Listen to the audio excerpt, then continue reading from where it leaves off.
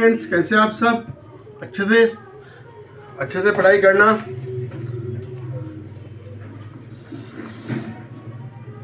आज एक नए टॉपिक के सामने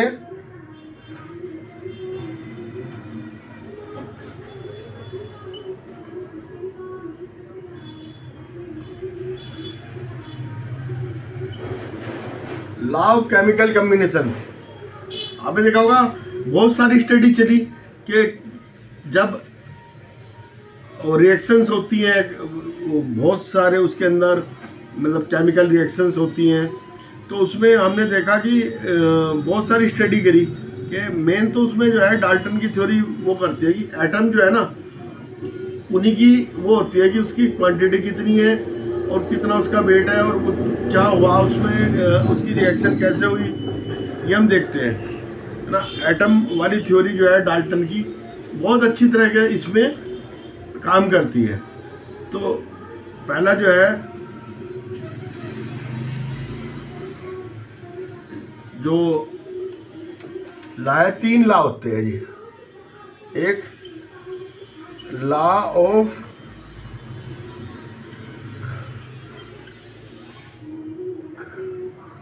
conservation,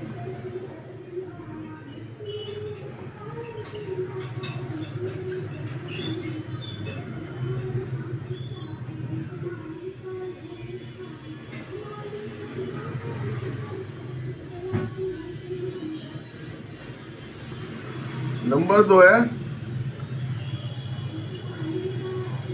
law of constant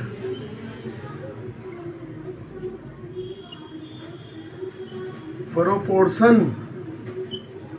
number 3 है लॉ ऑफ मल्टीपल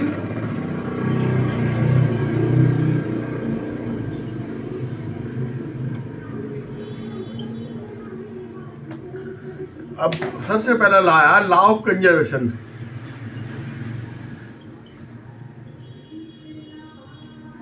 मैं आपको दोबारा से बताता हूँ लॉ ऑफ कंजर्वेशन।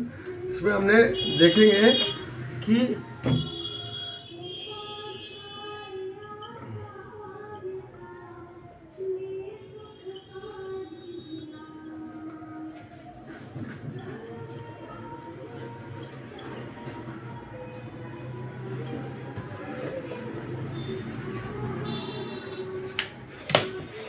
ये जो है थ्योरी दी गई थी एंटोनी लिवर्स्चर के द्वारा।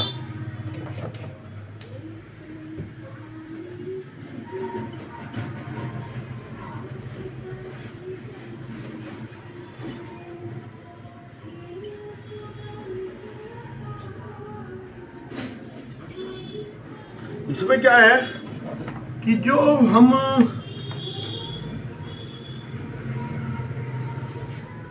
केमिकल रिएक्शन कराते हैं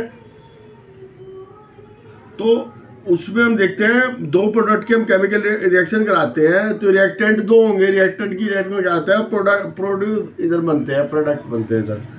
तो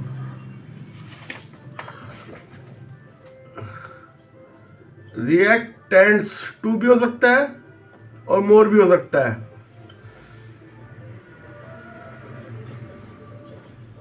और जो बनता है उसे प्रोडक्ट कहते हैं, ठीक है। तो इसका मास और इसका मास बराबर होगा, ये मास बराबर होगा।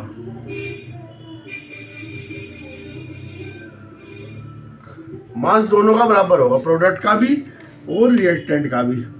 तो matter is neither created or nor destroyed।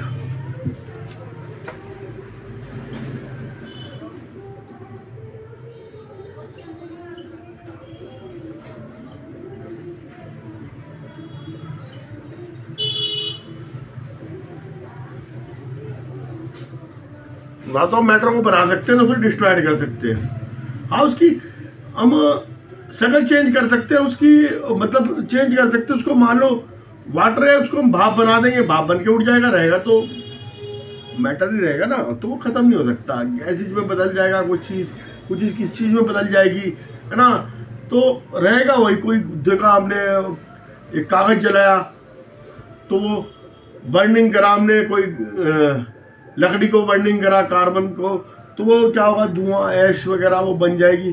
तो वो, लेकिन अगर हम उसका वेट देखें, ओवरऑल कहीं बंद करके हम जलाते हैं, वैसे बंद में जलेगा नहीं, तो उसका वेट उतना ही रहेगा।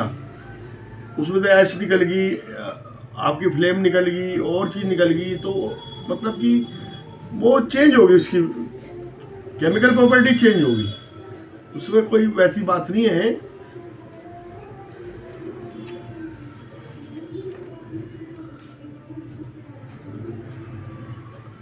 Total mass of reactant is equal to total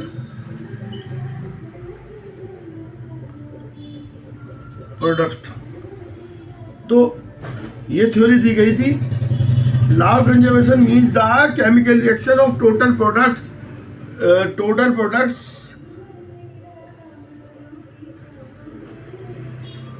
total mass of product is equal to the total mass of reactant. ठीक है, ये मैंने आपको बता दिया, टोटल मास इसका रिएक्टेंट का और प्रोडक्ट का बराबर होगा। यही लॉ ऑफ कंजर्वेशन था। कंजर्वेशन का लॉ यही होता है कि मास चेंज नहीं होगा। बस अब ऐसे हमने एक एग्जांपल लिया, कैल्शियम कार्बोनेट हीट करा,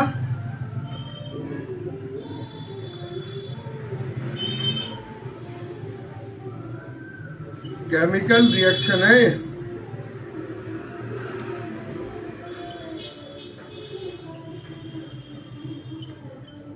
कैल्शियम ऑक्साइड बनेगा और कार्बन डाइऑक्साइड। अभी देखिए कैल्शियम ऑक्साइड हमने 100 ग्राम लिया तो 56 ग्राम तो ये बन गया, 44 ग्राम ये बन गई। तो इधर 100 ग्राम है, 100 gram is equal to 56 gram plus 44 gram is equal to 100 gram. ये 100 का 100 ग्राम ही रहा। तो इससे वो होता है कि मास हमेशा कंजर्व रहता है रिएक्टेंट का और प्रोडक्ट का। अब हमने एक क्लोज कंटेनर में कुछ करके देखा रिएक्शन, हमने ये लिए फ्लास्क, ये दो कंडीशन बता रहा हूं फ्लास्क की, फ्लास्क एक ही है।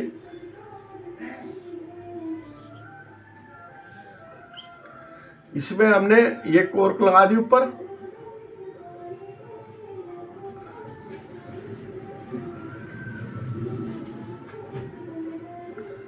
इसमें ये डोरी के से ये टेस्ट ट्यूब आपने डाल दिए इसमें,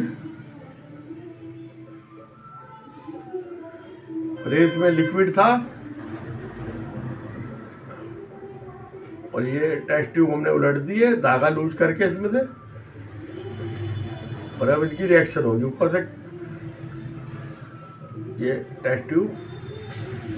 ठीक है, अब इसमें क्या था, बेरियम क्लोराइड, इसमें था सोडियम सल्फेट। अब यहाँ पे कोई इनकी रिएक्शन नहीं हो रही, यहाँ पे होगी, यहाँ पे रिएक्शन होगी।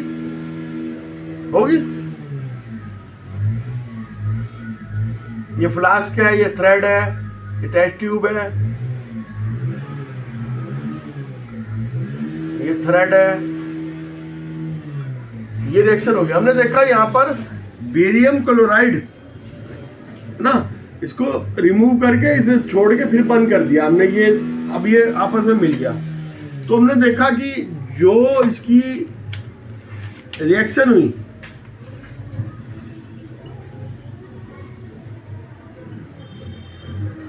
Barium chloride plus sodium sulphate क्या बनाए?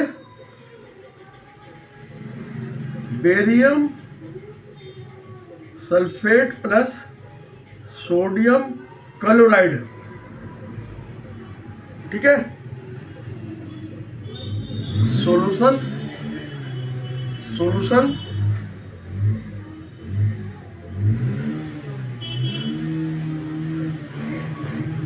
White solid solution. ठीक है, हम देखेंगे हमने बेरियम क्लोराइड कितना वेट लिया था 20.8 ग्राम और ये कितना है 14.2 ग्राम है ना, मोलिक्यूल का वेट है। यहाँ पे कितना बना है 23.3 ग्राम और 11.7 ग्राम ये बना। तो आप ये देखिए, हम वेट के बारे में बता रहा हूँ मैं आपको कि ये 20.8 gram plus 14.2 gram equal to 23.3 gram plus 11.7 gram. तो ये कितना हो गया आपका 35 ग्राम और ये कितना हुआ 35 ग्राम। तो आगे आपकी समझ में इसका वेट सेम रहा, कोई चेंज नहीं हुआ रिएक्शन के बाद भी। तो ये लॉ ऑफ कंजर्वेशन के अंडर में काम करी इसने। ठीक है, तो मास नेवर बी क्रिएटेड और नॉर बी डिस्ट्रॉयड, है ना। इनकी शक्ल चेंज हो सकती है, सॉलिड लिक्विड गैस में बदल सकता है। तो उसके अंदर की सॉलिड लिक्विड गैस एयर सब देखनी हमने कितनी है, उसे बंद कर देना है। बंद करके उसके सबकी गिनती करनी है। पूरे कंटेनर को खाली को आपने उसका वेट कर लिया, उसके अंदर जो सब केमिकल बने एयर भी सब देखनी है, एयर कितनी है ये कितनी है ना, उसका वेट करा। और वेट करने के बाद जो आएगा वो सिंपल है, आप देख सकते हैं कि वेट जो है दोनों का बराबर होगा। ठीक है, मैं आपको एक क्वेश्चन बता रहा हूं।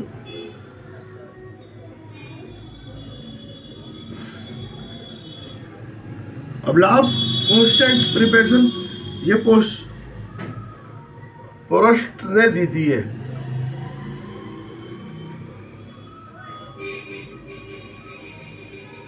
Constant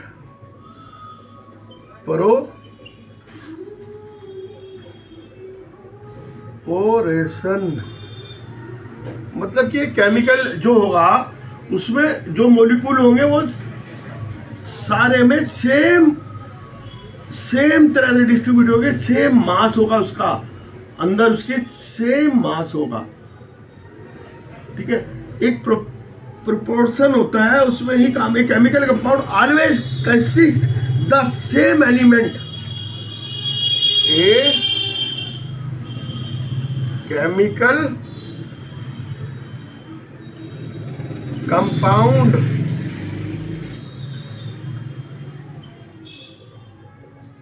always consist of the same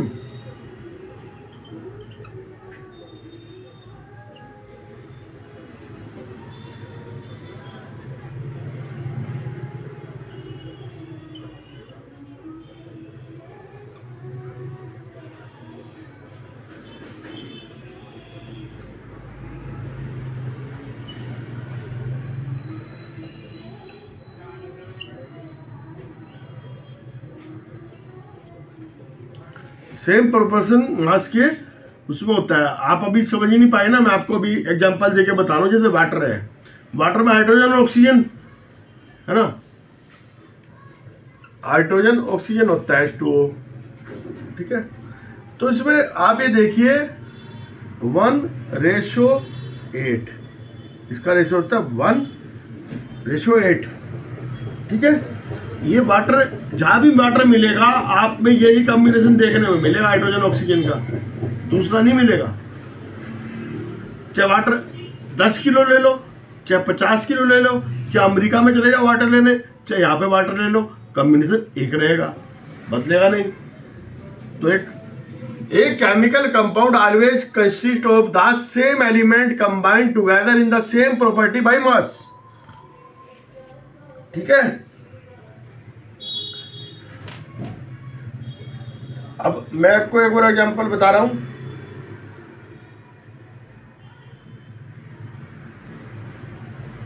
$100 ग्राम लिया हमने प्योर वाटर, इसको हमने ब्रेक कर दिया।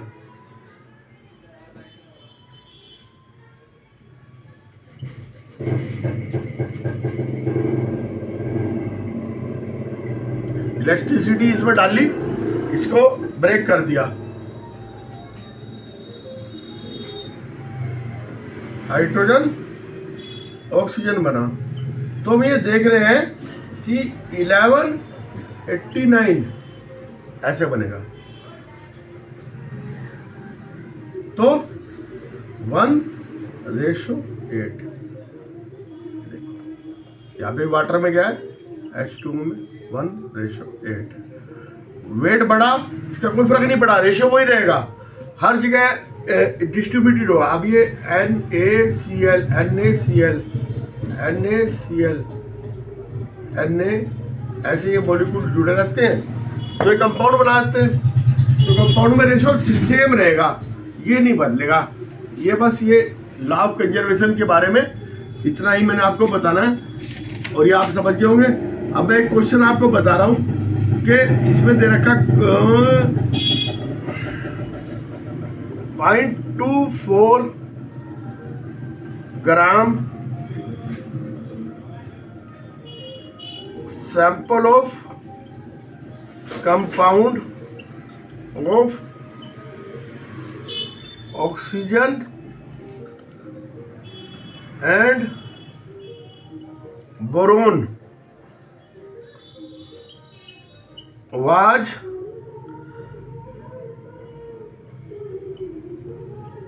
found by analysis contain 0.096 gram boron and 0.144 gram oxygen. Calculate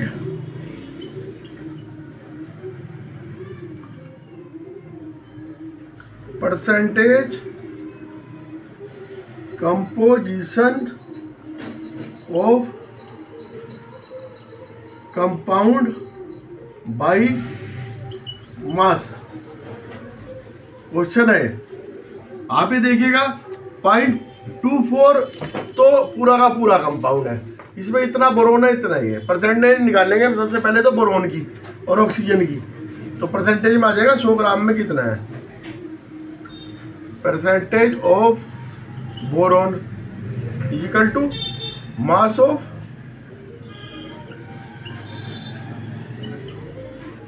boron in compound बटे मास ऑफ कंपाउंड इंटू 100.096 बटे अपॉन 0.0 और 0.24, पूरा 0.24 है। ये कटा, ये कट गया, 4 आ गया।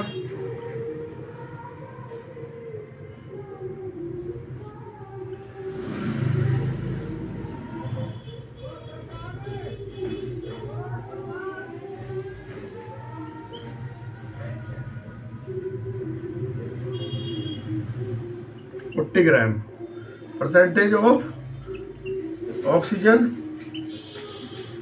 मास ऑफ इन कंपाउंड बटे mass of compound into 100.0144 upon 0.24 into 100 बराबर 60 ग्राम। 40 ग्राम बोरोन है, 60 ग्राम वो आ गया है ना, 40% ये है, 60% ये है, 40 ग्राम वो परसेंटेज में आ गया। तो बोरोन 40%, ऑक्सीजन 60% है इसमें, ठीक है। तो ये the only logical explanation of law chemical combination that matter made up of unit particles से बने होते हैं, यूनिट होते हैं उससे बने होते हैं। We take part in the chemical combination, ये केमिकल कम्बिनेशन में पार्ट्स करते हैं, हेल्प करते हैं।